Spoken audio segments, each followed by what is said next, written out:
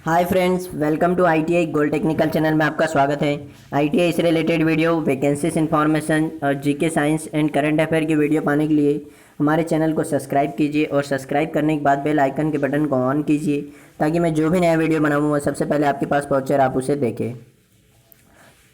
और यदि सेशन अच्छा लगता है या सेशन से कुछ जानकारी मिलती है तो इसे लाइक ज़रूर कीजिएगा और दोस्तों में शेयर कीजिए। यह वीडियो है आईटीआई वाले छात्रों के लिए, आईटीआई इलेक्ट्रीशियन से रिलेटेड वीडियो है, तो आईटीआई वाले छात्रों को यह वीडियो ज़रूर शेयर कीजिएगा ताकि वह आसानी से एग्ज़ाम की तैयारी कर सके और पेपर क्लियर कर सके।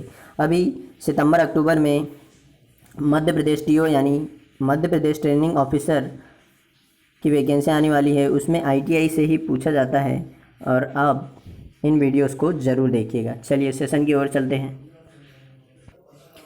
कल हम पढ़ रहे थे यांत्रिक इकाइयाँ। क्या पढ़ रहे थे? यांत्रिक इकाइयाँ या मैकेनिकल यूनिट्स, जिसमें हमने पढ़ा था घनत्व। किसी वस्तु की इकाई आयतन की मात्रा को वस्तु का घनत्व कहते हैं। मैंने आपको दो बॉक्स बनाकर समझाया था कि घनत्व किसका ज़्यादा होता है और किसका कम होता है, यानी कि किसी भी पदार्थ के अंदर की मात्रा के जो कण होते हैं, जिसके कण जितने ज़्यादा पास पास होंगे उसका उतना ही ज़्यादा घनत्व होगा और जिसके कण जितने ज़्यादा दूर दूर होंगे उसका उतना ही कम घनत्व होगा। सीजीएस प्रणाली में इसका मात्रक होता है ग्राम प्रति घन सेंटीमीटर और एमकेएस प्रणाली में होता है किलोग्राम प्रति घन सेंटीमीटर। इसका फार्मूला भी बताया था मैंने आपको। इस यूनिट में बहुत सारे फार्मूले हैं, फार्मूले ज़रूर याद रखना पड़ेगा क्योंकि एग्ज़ाम में, कंपटीशन एग्ज़ाम में भी फार्मूले पूछे जाते हैं। तो घनत्व बराबर से होता है भार m बाई आयतन v, यानी कि घनत्व बराबर से होता है m बाई v। चलिए नेक्स्ट पढ़ा था हमने बल आघूर्ण यानी टॉर्क क्या होता है।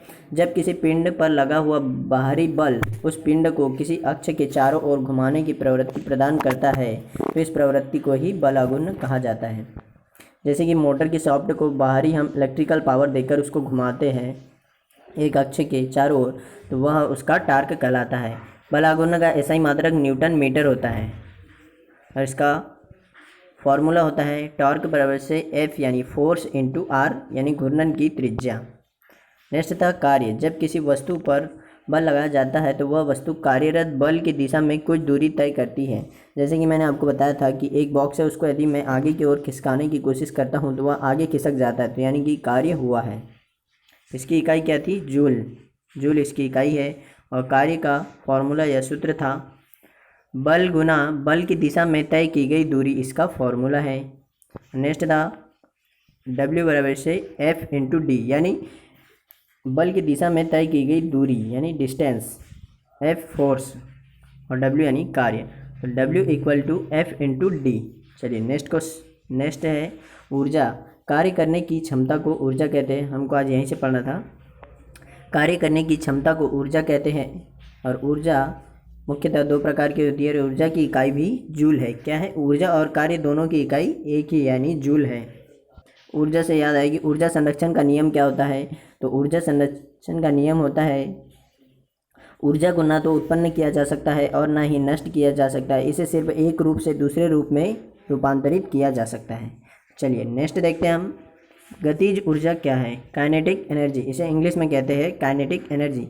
किसी वस्तु में उसकी गति के कारण विद्यमान ऊर्जा गतिज ऊर्जा कहलाती है। जैसे कि मोटरसाइकिल का पहिया जो घूम रहा है तो उसकी गति के कारण जो उसमें ऊर्जा उत्पन्न होती है उसे हम गतिज ऊर्जा कहते हैं। जो भी वस्तु या पदार्थ गति में है और वह गति में होने के कारण उसमें जो ऊर्जा उत्पन्न होती है उसे हम गतिज ऊर्जा या काइनेटिक एनर्जी कहते हैं। इसकी सीधी सिंपल परिभाषा हो गई है। नेक्स्ट है इसके उदाहरण देख लेते हैं। जैसे कि बहता हुआ जल, बहते हुए जल में जो ऊर्जा उत्पन्न होती है उसे हम काइनेटिक एनर्जी या गतिज ऊर्जा कहते हैं। बहती हुई हवा, घूमता हुआ पहिया, मैंने अभी आपको उदाहरण दिया था, और गतिमान वाहन यानी चलने वाला वाहन में जो ऊर्जा उत्पन्न होती है इसे हम गतिज ऊर्जा कहते हैं। यदि आप हमारे चैनल पर नए हो तो इसे सब्सक्राइब जरूर कीजिएगा और दोस्तों से भी करवाइए और यह वीडियो शेयर जरूर कीजिएगा। आईटीआई वाले छात्रों के लिए बहुत ही ज़रूरी वीडियो है। सभी फार्मूले मिलेंगे इसमें और फार्मूले ज़रूर याद रखिएगा क्योंकि पेपर में अक्सर फार्मूले पूछे जाते हैं। चलिए, और इस वीडियो की PDF फाइल मैं लास्ट वीडियो के डिस्क्रिप्शन में दे दूंगा, आप वहाँ से डाउनलोड कर लीजिएगा। तो गतिज ऊर्जा का फार्मूला था, यह फार्मूला बहुत ही ज़्यादा पूछा जाता है यानी वेरी वेरी इंपॉर्टेंट फॉर्मूला है यह, तो आप इसे जरूर याद रखिएगा। गतिज ऊर्जा का फॉर्मूला है 1/2 द्रव्यमान गुना वेग का वर्ग। इसे आगे देख लेते हैं। के ई काइनेटिक एनर्जी बराबर से 1/2 mv वर्ग। m का मतलब हुआ द्रव्यमान और v का मतलब हुआ वेग, mv वर्ग। चलिए नेक्स्ट है काइनेटिक एनर्जी 1 इंटू mv वर्ग बाई 2g किलोग्राम मीटर। इसका यह भी एक और फार्मूला है, तो आप दोनों याद रख सकते हो, जो भी पेपर में आता है वह सही रहेगा। यानी 3 फार्मूले बताए मैंने आपको, अभी तीनों याद रखिएगा। पहला कौन सा बताया, गतिज ऊर्जा बराबर से 1/2 द्रव्यमान गुना वेग का वर्ग। यह तीनों एक ही फार्मूले हैं, लेकिन इन्हें लिखा अलग अलग तरीके से, तो आप इन्हें जरूर याद रखें और एग्ज़ाम में यदि क्वेश्चन आता है तो आप सही करके आइए। नेक्स्ट है के ई बराबर से 1/2 गुना mv वर्ग, यानी द्रव्यमान गुना वेग का वर्ग। इसके आगे वाला है के ई बराबर से 1 गुना mv वर्ग बटा 2 गुना जी गुरुत्वीय त्वरण हुआ। क्या हुआ, गुरुत्वीय त्वरण, किलोग्राम मीटर। अब आगे देख लेते हैं। m बराबर से वस्तु का द्रव्यमान किलोग्राम में, और v बराबर से हुआ वस्तु का वेग मीटर प्रति सेकंड में, कहाँ में, मीटर प्रति सेकंड में, और g बराबर से गुरुत्वीय त्वरण मीटर प्रति वर्ग सेकंड में, कहाँ में, मीटर प्रति वर्ग सेकंड में। यदि आप हमारे चैनल पर नए हो तो इसे सब्सक्राइब जरूर कीजिए और दोस्तों से भी करवाइए। नेक्स्ट है स्थितिज ऊर्जा। क्या है, स्थितिज ऊर्जा या पोटेंशियल एनर्जी, इसे इंग्लिश में कहते हैं पोटेंशियल एनर्जी। किसी वस्तु में उसकी स्थिति के कारण विद्यमान ऊर्जा स्थितिज ऊर्जा कहलाती है। जब कोई वस्तु को किसी जगह पर रखा जाता है और उसकी स्थिति के कारण जो ऊर्जा उत्पन्न होती है उसे हम स्थितिज ऊर्जा कहते हैं। जैसे कि आगे उदाहरण देख लेते हैं इसके।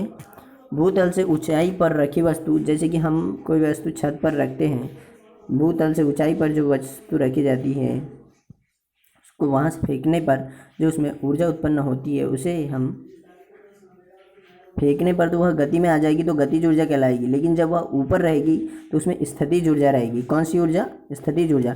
कई बार पूछा जाता है कि ऊंचाई पर से जब पत्थर को फेंका जाता है तो फेंकने पर उसमें कौन सी ऊर्जा रहेगी, तो फेंकने पर तो उसमें गतिज ऊर्जा आ जाएगी, क्योंकि पत्थर गति या मोशन में आ जाने के कारण उसमें गतिज ऊर्जा उत्पन्न हो जाएगी। लेकिन जब वह ऊपर रहता है, यानी उसकी जो स्थिति होती है, स्थिति के कारण जो ऊर्जा उत्पन्न होती है उसे हम स्थितिज ऊर्जा कहते हैं। ओवरहेड टैंक में पानी या कंप्रेस्ड गैस, घड़ी में जो स्प्रिंग लगी होती है वह, यानी कि जो शहरों में जो बड़ी बड़ी टंकियाँ बनी होती है पानी की, तो ऊंचाई पर इन टंकियों में जो पानी भरा होता है तो यह पानी भी एक स्थितिज ऊर्जा होती है। इस पानी में कौन सी ऊर्जा होती है, स्थितिज ऊर्जा होती है।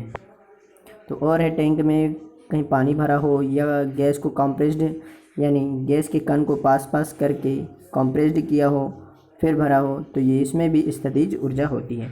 अब इसका फार्मूला देख लेते हैं। फार्मूला जरूर याद रखिएगा, हर एग्ज़ाम में आपको फार्मूला देखने को मिल जाएगा। पोटेंशियल एनर्जी बराबर से होता है mgh, यानी पीई का फुल फॉर्म हुआ पोटेंशियल एनर्जी, m का अर्थ हुआ वस्तु का द्रव्यमान और h का अर्थ हुआ ऊंचाई मीटर में। सॉरी, मैंने ये नहीं बताया। m बराबर से वस्तु का द्रव्यमान किलोग्राम में और h बराबर से ऊंचाई, यानी कितनी ऊंचाई पर था वह मीटर में, और g यानी गुरुत्वीय त्वरण मीटर प्रति वर्ग सेकंड। यह तो 9.8 ही लिया जाता है हर जगह। तो इसका फॉर्मूला क्या है, पीई बराबर से mgh। m का मतलब वस्तु का द्रव्यमान किलोग्राम में, और g का मतलब हुआ गुरुत्वीय त्वरण, और h का मतलब हुआ हाइट, यानी कितनी ऊंचाई थी। अब नेक्स्ट देख लेते हैं। तो नेक्स्ट है शक्ति यानी पावर। कार्य करने की दर को शक्ति कहते हैं। इसका मात्रक वाट होता है। क्या होता है, वाट। कार्य करने की दर यानी कि रेट ऑफ वर्क शक्ति कहलाता है या पावर कहलाता है। रेट ऑफ वर्क पावर कहलाता है। और ऊर्जा की परिभाषा क्या है कि कार्य करने की क्षमता को ऊर्जा कहते हैं, लेकिन कार्य करने की दर को शक्ति कहते हैं। यह भी दोनों एक दूसरे से सिमिलर है, यानी समान है, तो आप इन्हें भी ज़रूर याद रखिएगा, क्योंकि यह भी कई बार एग्ज़ाम में पूछा जाता है और हम कंफ्यूज होकर कुछ और ही लगा कर आ जाते हैं। इसलिए आप याद रखिएगा, कार्य करने की दर को शक्ति कहते हैं और कार्य करने की जो क्षमता होती है उसे हम ऊर्जा कहते हैं। आप जो ऊर्जा की परिभाषा होती है उसे इस ट्रिक से भी याद रख सकते हैं, जैसे कि कार्य करने की क्षमता में भी लास्ट में आ की मात्रा है और ऊर्जा में भी लास्ट में आ की मात्रा है, तो आप इन दोनों से उसे याद रख सकते हो। क्षमता और ऊर्जा, कैसे? क्षमता और ऊर्जा, और फिर जब एक याद हो जाएगी तो यह दूसरी अपने आप याद रह जाएगी कि कार्य करने की दर को शक्ति कहते हैं। इसका मात्रक क्या है? वाट है। क्या है इसका मात्रक? वाट। अब कुछ बच्चे सोच रहे होंगे कि मैं इतनी छोटी छोटी बात क्यों बता रहा हूँ, क्योंकि कई बच्चे होते हैं जिन्हें कि कन्फ्यूजन होता है कि हम इसे याद कैसे रखें, यह परिभाषा हम बार बार भूल जाते हैं कि शक्ति की कौन सी और ऊर्जा की कौन सी है। तो आप इसे याद रखने के लिए इसलिए मैं यहाँ 0 से बता रहा हूँ कि आप इसे इस तरीके से याद रख सकते हो। तो P बराबर से होता है शक्ति, यानी आगे देख लीजिए, P बराबर से होता है शक्ति, तो कार्य बटे समय, यह क्या कहलाएगा? पावर यानी शक्ति। शक्ति बराबर से होता है कार्य बटे समय।